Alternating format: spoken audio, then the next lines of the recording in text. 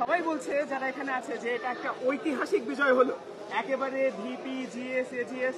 তো সার্বিক সবকিছু মিলে আসলে কেমন লাগছে? আল্লাহ শুকরিয়া আদায় করছি, আল্লাহর একান্ত মেহেরবানি যে এই বিজয় আল্লাহ তাআলা দান করেছেন। তবে আমি এটাকে শুধুমাত্র প্যানেলের বিজয় বা ব্যক্তির বিজয় হিসেবে দেখব না, পাশাপাশি যারা জয়ী হতে পারেননি আমি তাদেরও বিজয় হিসেবে দেখব, ঢাকা বিশ্ববিদ্যালয়ের প্রতিটি শিক্ষার্থীর বিজয় হিসেবে দেখব। এরপরে আমাদের জুলাই আগস্টে যারা শহীদ হয়েছেন প্রত্যেক শহীদের আকাঙ্ক্ষা, শহীদদের বিজয় হিসেবে দেখছি, গাজীদের বিজয় হিসেবে দেখছি, সর্বোপরি বাংলাদেশের মানুষের বিজয় হিসেবে দেখছি।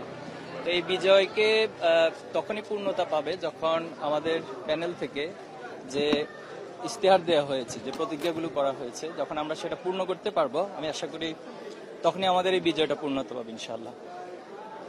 এই যে আপনি নির্দেশনা দিয়েছেন যে কোন রকম বিজয় মিছিল করা যাবে না, মানে এইটার পেছনে আসলে কি বিশেষ কোনো কারণ ছিল কিনা?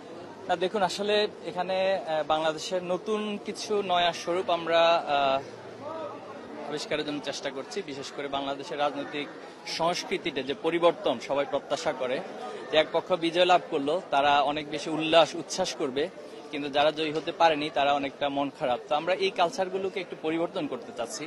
যে জায়গায় বিজয় উল্লাস না করে আমরা আজকের দিনে সারা দেশে যে কর্মসূচি দিচ্ছি সেটা হলো আমরা দোয়া অনুষ্ঠান করব, শুকরানা স্বরূপ দোয়া অনুষ্ঠান হবে। পাশাপাশি শহীদ পরিবার যারা আমাদের জুলাই আগস্টে শহীদ হয়েছেন সেই শহীদদের পরিবারের সাথে সাক্ষাৎ, তাদের কবর জিয়ারত এবং আহত পঙ্গুত্বদের সাথে সাক্ষাতের এই কর্মসূচি আমরা ঘোষণা করেছি।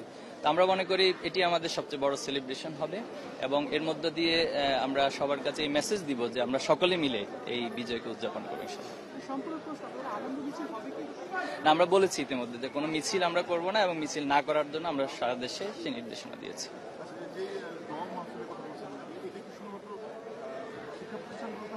এটি আমাদের শাখা পর্যায়ে সকল শিক্ষা প্রতিষ্ঠান সহ আমাদের মহানগর বিশ্ববিদ্যালয় সকল লেভেলে সকল শাখায় এই কর্মসূচি পালন করবে।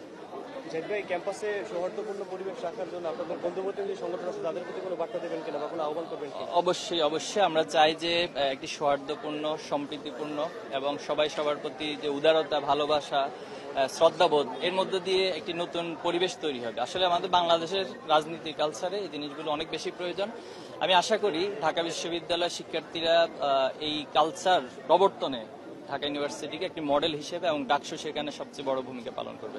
আমি একটু আলাদা করে নারী ভোটারদেরকে নিয়ে একটু জানতে চাই। নারী ভোটাররা আপনাদেরকে স্বতঃস্ফূর্তভাবে সাড়া দিয়েছে, যে আমরা নারী ভোটারদের কাছে অনেক বেশি কৃতজ্ঞ এবং তারা ছাত্র শিবিরের সমর্থিত প্যানেলকে তারা বেছে নিয়েছেন এবং নির্বাচিত করেছেন। আমি আশা করব নারীদের যে প্রত্যাশাগুলো রয়েছে, তাদের যে চাহিদাগুলো রয়েছে, আমাদের এই প্যানেল সামগ্রিকভাবে কাজ করে তাদের সে